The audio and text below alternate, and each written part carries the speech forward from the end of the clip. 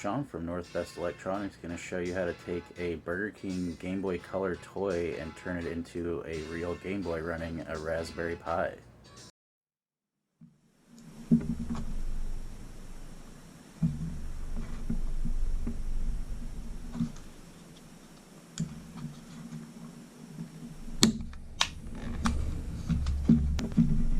So you'll notice that I have a band-aid over my finger. This is not because I cut myself. You're going to want some type of padding in between your finger and the razor blade because you'll be pressing on the edge of that back of that blade very hard. But it's the best thing to get in here with. There's going to be 4 posts at least that hold this thing together, 1 in each corner. Typically, sometimes actually 3, and then there may be 1 or 2 in the middle depending on what type of toy it is.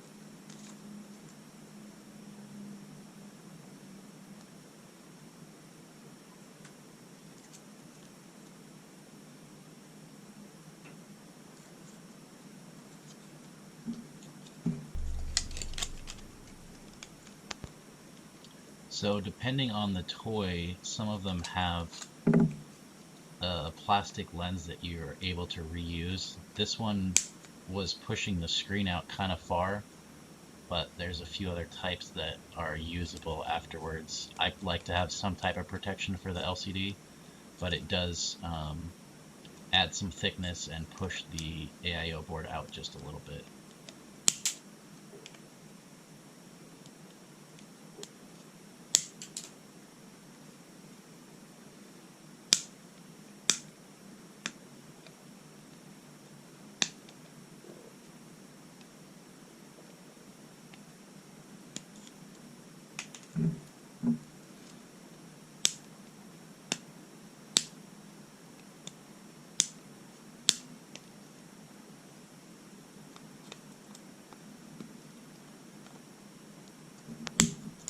You're basically going to want to trim everything besides the screw post that you're going to use. You're just going to want to get rid of everything inside of there and try to make it all flush and smooth.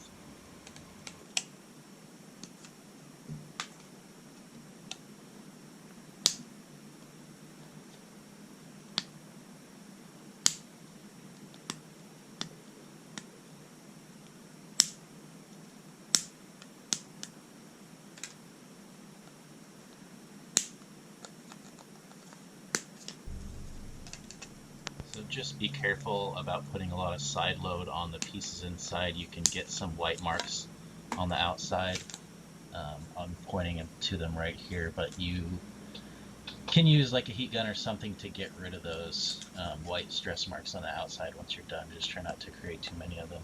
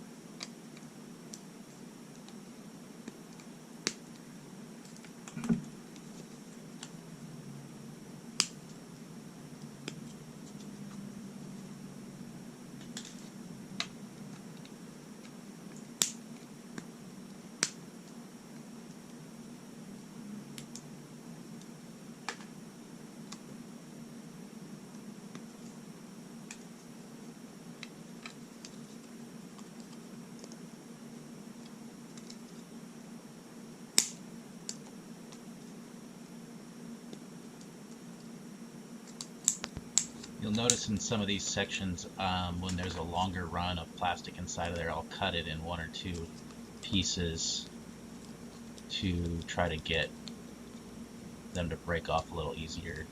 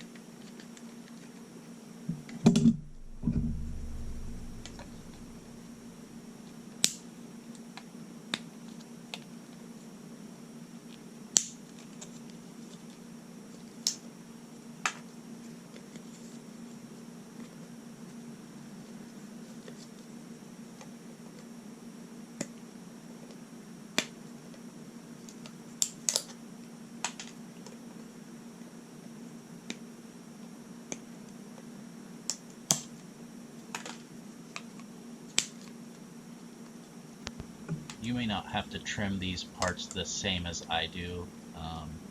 Just depends on how yours fits inside. My board ends up sitting pretty close to the back, so I have to pull these upper pieces off as well.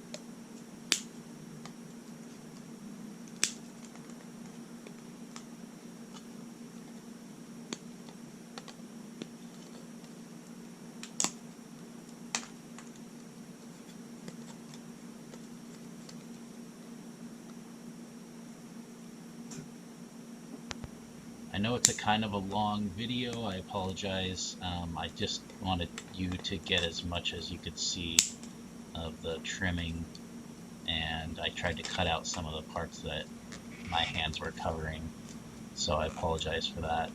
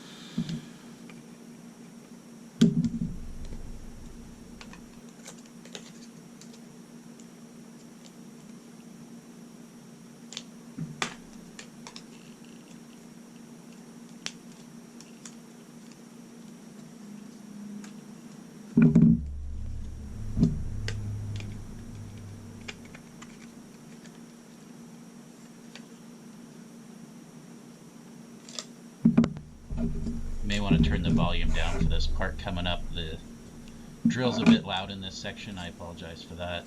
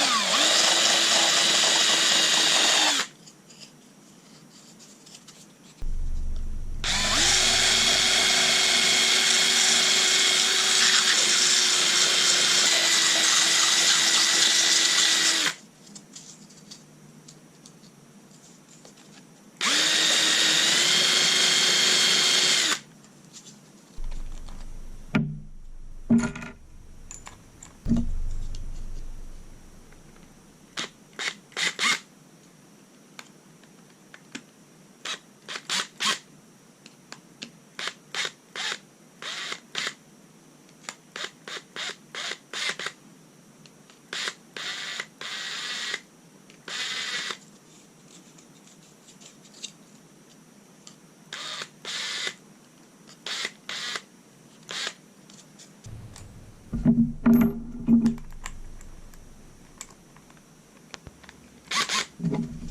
what I'm doing right here is I'm opening up the sides of the hole and the right side of the hole with the unibit and clean them up later, but basically I want to keep the spacing large in the center there so the buttons aren't too close together. So if I just open up the sides and then I use that unibit to make the holes bigger, I end up with the holes a little bit further apart there.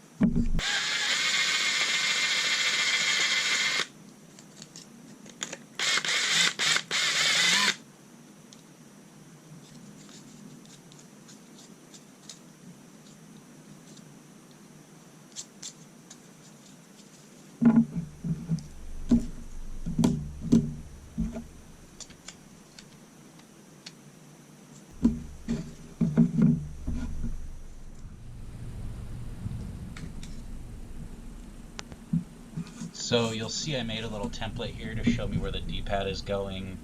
Angry Helder from Helder's Game Tech has an STL file available for a 3D print that will show you where all the holes on the whole thing need to go. And let me know in the comments and I can link you to that if you guys need it. But this template worked good for me. I have enough of these that I knew where that D-pad needed to be, and so I made a little piece of paper and put some packing tape over it to make it kind of laminated, and that's a good template for me for that D-pad.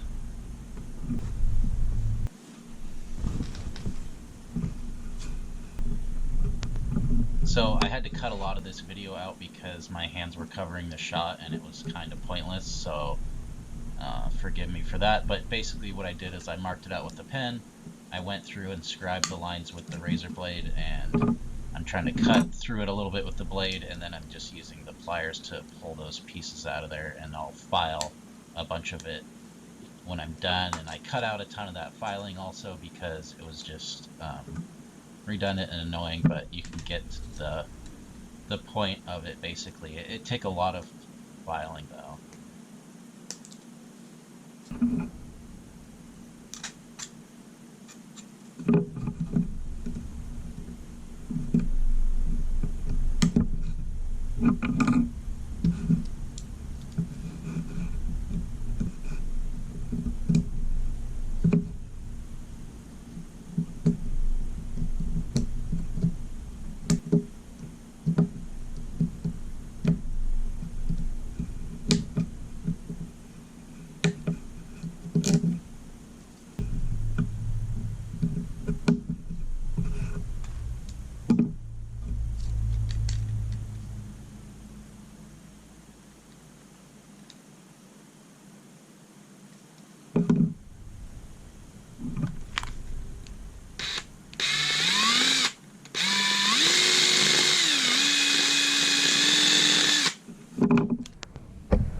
I ended up leaving one of those center posts in kind of as a guide, so I had to trim that D-pad a little bit to fit around it.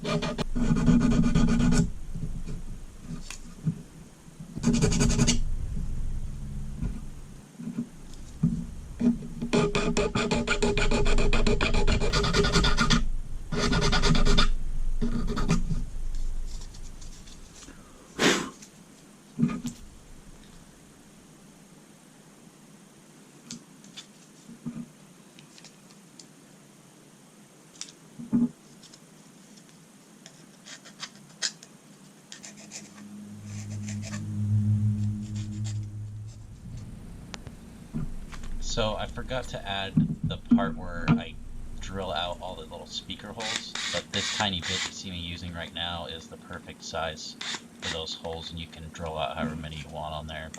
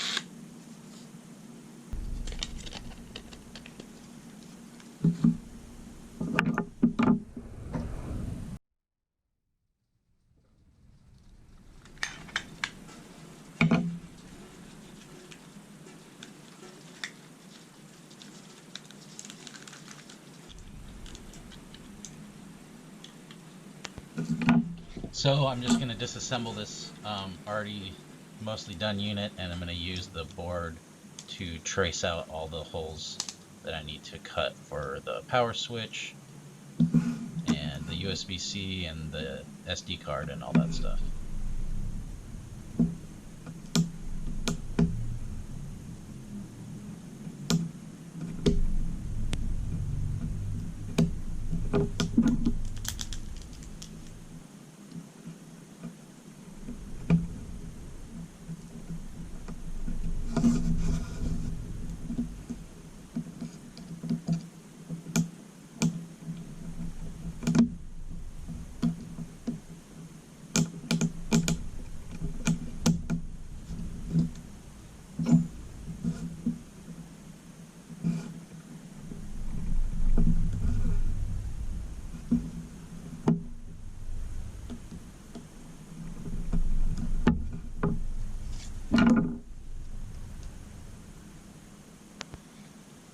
So this tool may be kind of hard to find. It's been modified. You have to grind down the end of it once you get it, and it's kind of just like an end nipper. I've seen some smaller pliers like this, but not one that's this thin as far as the width goes. So it works really good for this kind of stuff to create a nice line, and then you can either cut all the way through with it, or you can kind of use the pliers as you see me do later and pull the rest of the material out of there.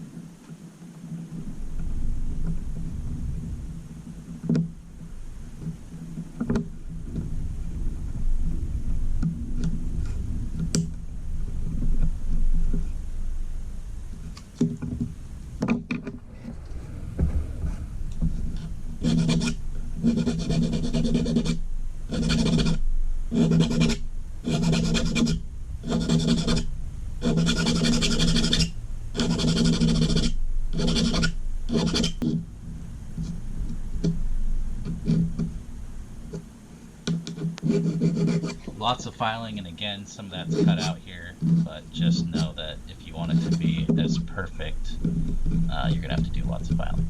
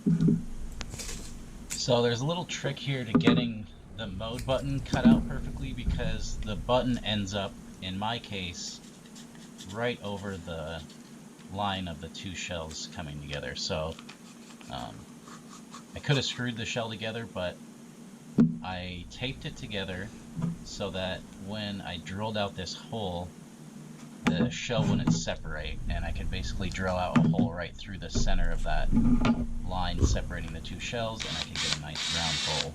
This is the best method I came up with after doing a few of these.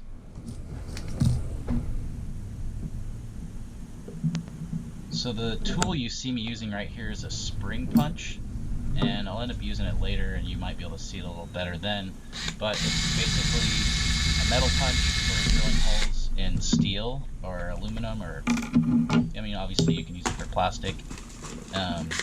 There's different types of punches, and this one's just like kind of a more basic style, and you just pull the spring open and release it, and it gives enough pressure to put a little indent in your material and guide your drill bit so it doesn't walk around on you. It makes it a really nice way to start the hole for you.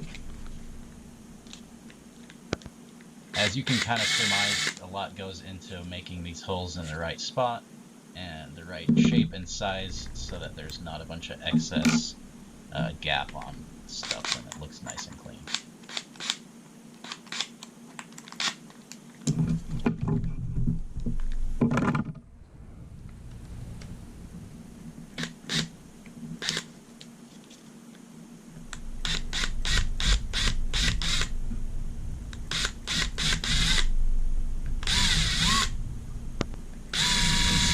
Holding that shell together with my fingers so it doesn't separate while I'm trying to drill that hole and get a nice round hole for that mode button to sit in there.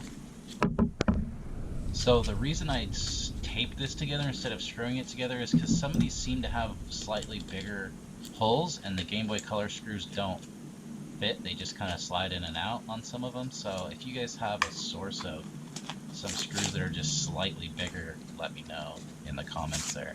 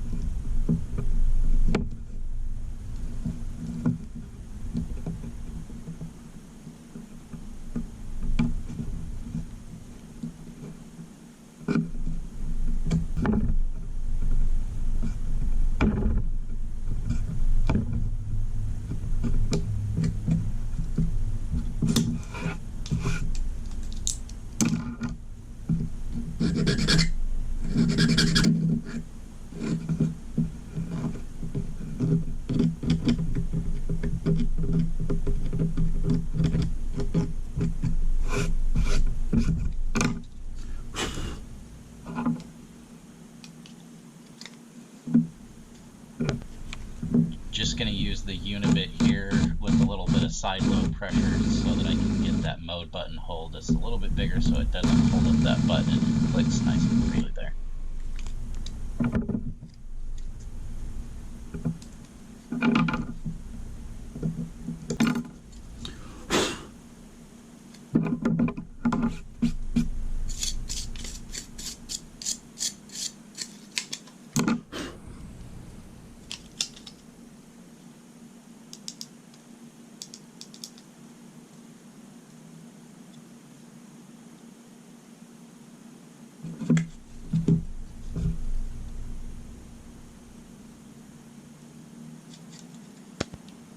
So now you see me eyeballing the hole for the battery connector, so I like to just drill a round hole for that connector to go through the case. I've seen people do it a little bit differently. That's just kind of how I do it. So I mark it. I'm going to use the spring punch to start a hole, and then I'll just drill out the perfect size hole. And it's a round hole that a square peg goes through.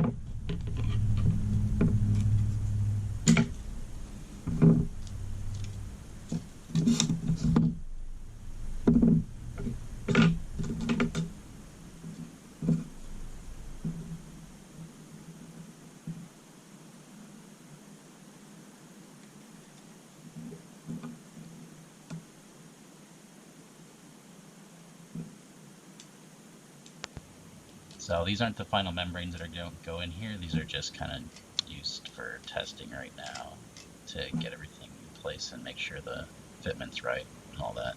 I cut down those A and B membranes a little too much on a previous build, so I'll not be using those again, but they're good for testing. And again, I have to cut out a little bit for that center post that I left in.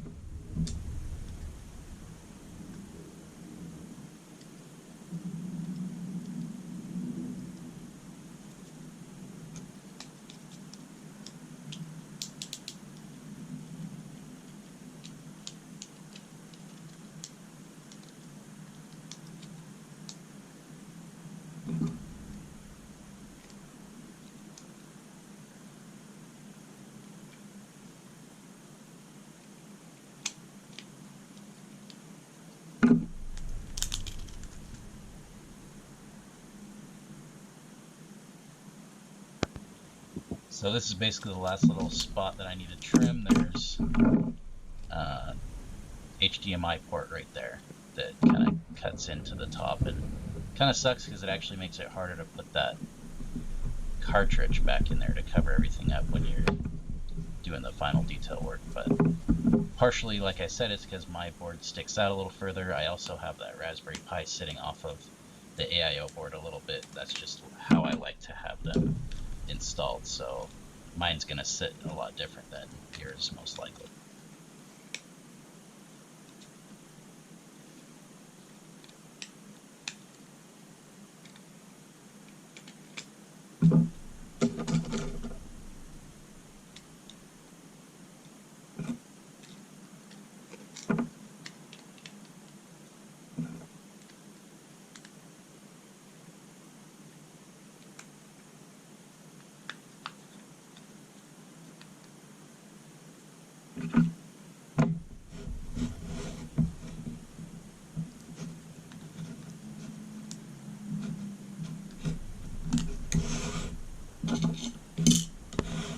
That's about it on the build part of the video. You can see that my power switch is a little bit small on this. I kind of have to use my fingernail to turn it on and off. Helder used a bigger switch. I ended up sourcing these, and I kind of like them, so that's what I'm using. But you can always change it to something else there.